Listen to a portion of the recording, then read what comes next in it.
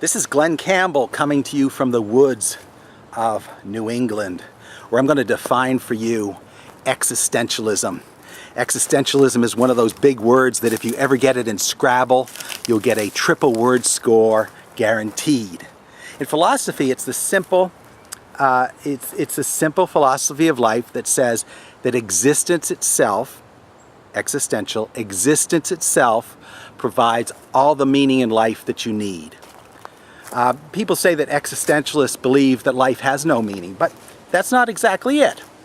I'm here in the woods, and the woods have structure.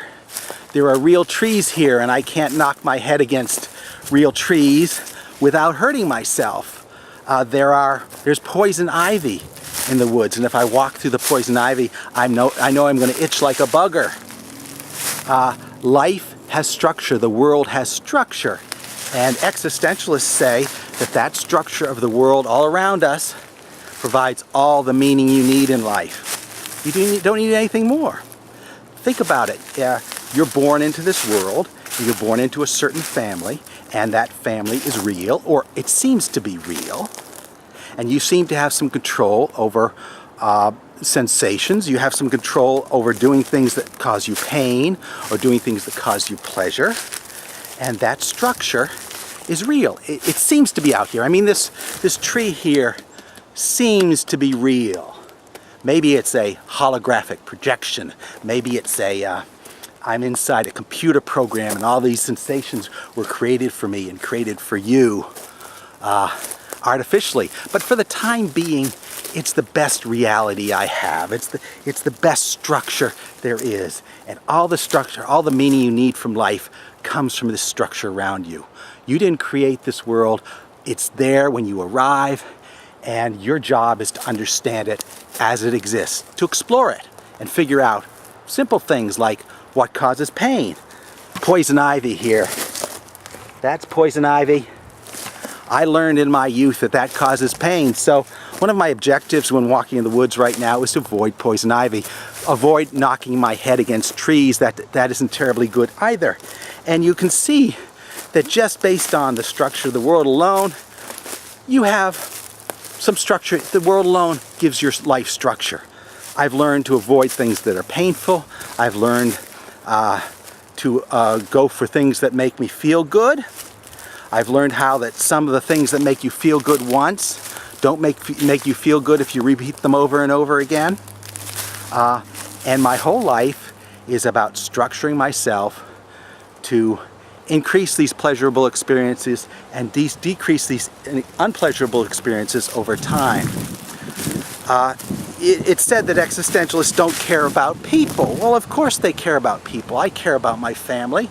I care about you. I care about all the people in the world. Obviously, it makes me feel bad to see someone suffer. There's no real logical basis for that, but I know that it makes me feel bad that the world is suffering. So I try to avoid doing that. And my whole aim in life is to increase my own pleasure, increase my own satisfaction, perhaps by helping others. But then it gets complicated. You want to know what's the best way to help others, and that's where existentialism leads you into some very complicated things. Yes, life might be an illusion. This all might not be real, but it's real enough. As long as it's real, and as long as I seem to have control, maybe the universe is deterministic and I have no free will and I don't even have the ability to record this video, but I seem to have that ability. As long as I seem to have that ability, then I'm going to go ahead and use this apparent power to control my fate. It's so simple. The basic premise of existentialism is work with what you got. But people aren't satisfied with that because it's a very lonely position. The position is that no one knows any more than I do about the world. It's just me basically alone. My parents don't really know what's going on. My elders in the church don't really know what's going on. The President of the United States doesn't really know what's going on. I have to work things out for myself. And that's a very lonely position. So people turn to the opposite of existentialism. They turn to some sort of faith-based system. And the faith-based system almost always says, I don't know what's going on, but somebody else does. My church leaders know what's going on, or God knows what's going on, and all I have to do is figure out what God is telling me by reading the Bible. It's all a faith-based system. Anything that isn't existentialism is a faith-based system.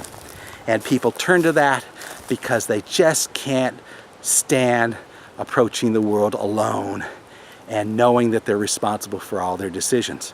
So existentialism is the philosophy of responsibility, meaning you are responsible for what you do. No one else is. You are responsible for your fate. If you're living a miserable life, it's your fault, and it's up to you to get out of it. If all your limbs are cut off and you're miserable about it, it's up to you to work with what you got to move your life forward in some direction that causes you less pain and more pleasure in the long run. I'm not saying hedonism. I'm not saying you should go for everything that feels good, because experience tells you that the things that feel good in the short term don't always make you feel good in the long run. So that's my philosophy. I hope you enjoy it.